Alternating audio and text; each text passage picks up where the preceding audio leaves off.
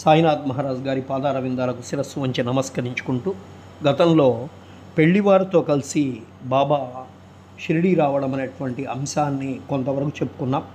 చాందీ పాటిల్ ఈ జీను తాను పోగొట్టుకున్న గుర్రాందని ఆ వింత పురుషుడికి చెప్తారు. అప్పుడు ఆ వింత పురుషుడు ఈ దగ్గరలో ఒక కాలువ ఉంది, అక్కడికి వెళ్ళమని చెప్తాడు. ఆ వింత పురుషుడు అతడక్కడికి వెళ్ళి గడ్డి మేస్తున్నటువంటి గుర్రాన్ని చూసి ఆశ్చర్యపోతాడు. ఆయన ఫకీరు అనియు అతను సాధారణమైనటువంటి మంజుడు కాదని చెప్పి ఈయన గొప్ప ఔలియా సిద్ధపురుషుడు అని మనసులో అనుకుంటాడు. అనుకొని ఆ గుర్రాన్ని తీసుకొని ఆ ఫకీరు దగ్గరకు వెళ్తాడు. ఆ ఫకీరు చిలుమును తయారు చేసి నీరు నిప్పు కావాలని ఫకీరు సట్కా అంటే కర్ర ముక్క కింద కొడతాడు. నీరు వస్తుంది. నీటిలో గుడ్డను తడిపి చిలుముకు చుట్టి సట్కాతో ఇంకొక చోట కొట్టగా నిప్పు వస్తుంది. ఆ నిప్పుతో చిలుమును వెలిగించి ఆ తయారైనటువంటి చిలుమును తాను పీల్చి తరువాత చాంద్ పాటిల్కి అందిస్తాడు. ఇదంతా చూసినటువంటి చాంద్ పాటిల్ ఆశ్చర్యపోతాడు. ఆ ఫకీర్ను తన గృహానికి అతిథిగా రమ్మని చెప్పి ఆహ్వానిస్తాడు.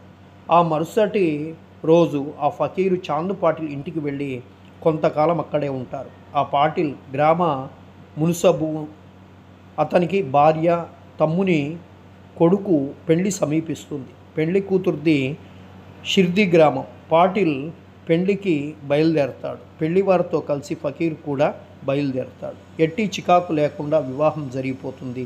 పెళ్లివారు ధూప్ గ్రామానికి వెళ్ళిపోతారు. కానీ ఆ ఫకీరు మాత్రం షిరిడీలో ఆగి అచ్చటనే స్థిరంగా ఉంటాడు. మరి ఫకీరుకు సాయినామం ఎట్లా వచ్చిందో తెలుసుకునేటువంటి అంశం. పెళ్లివారు షిర్డీ చేరి ఖండోబా మందిరానికి సమీపంలో ఉన్న భక్త మహల్సాపతి గారి పొలంలో ఉన్నటువంటి మర్రు చెట్టు కింద బస చేస్తారు. ఖండోబా మందిరం పక్కన ఉన్నటువంటి ఖాళీ స్థలంలో బండ్లు నిలిచి ఆ బండ్లలో ఉన్నవారు బయటికి దిగుతారు. ఫకీర్ కూడా బండి దిగుతున్నప్పుడు ఆ యువ ఫకీర్ను చూసినటువంటి భక్త మహల్సాపతి ఆయన వద్దకు వెళ్ళి రండి సాయి అని చెప్పి స్వాగతిస్తాడు. తక్కిన వారు కూడా ఆయనను సాయి అని పిలవడం ప్రారంభిస్తారు. అప్పటి నుంచి ఫకీరును సాయి అని, తర్వాత అక్కడ మహమ్మదీయులు బాబా అని పిలవడం ప్రారంభిస్తారు.